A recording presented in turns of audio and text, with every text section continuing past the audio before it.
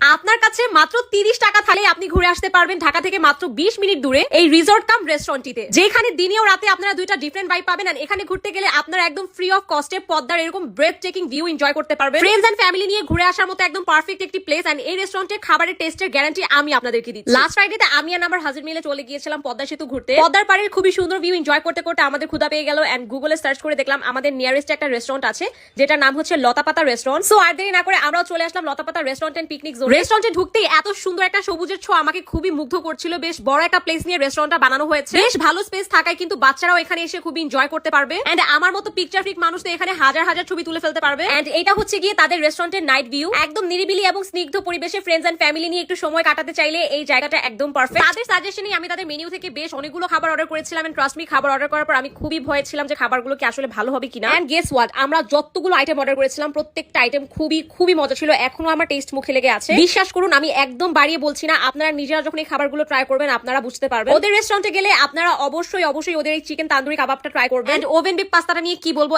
এত বেশি চিজি আর ক্রিমি ছিল পাস্তাটা, এত মজার test, it was totally unexpected. চাউমিনটা দেখতে খুবই সিম্পল হলেও খেতে এটা বেশ দারুণ লেগেছিল। হেভি কিছু ট্রাই করতে চাইলে মাস্ট ওদের সেট মেনু ট্রাই করবেন। ডেজার্টে আমরা ওদের মেনু থেকে এই মজার ফালুদাটা ট্রাই করেছিলাম, যেটার মধ্যে লোডেড আইসক্রিম দেওয়া ছিল। এন্ড সাথে হচ্ছে গিয়ে চকলেট এন্ড ম্যাঙ্গো শেকও নিয়েছিলাম, যেটাও খুব ভালো ছিল। রেস্টুরেন্টের লোকেশনটা হচ্ছে পদ্মা ব্রিজ থেকে নেমে নাওডোবা এসে যে কাউকে জিজ্ঞেস করলেই হবে যে লতাপাতা রেস্টুরেন্টটা কোথায়, অথবা আপনারা গুগলে সার্চ করেও দেখতে পারেন। এরপরে আমি স্ক্রিনে একটা নাম্বার দিয়ে দিচ্ছি, লোকেশন নিয়ে প্রবলেম হলে এই নাম্বারে কল করতে পারেন। So that's it for today, thank you so much for watching.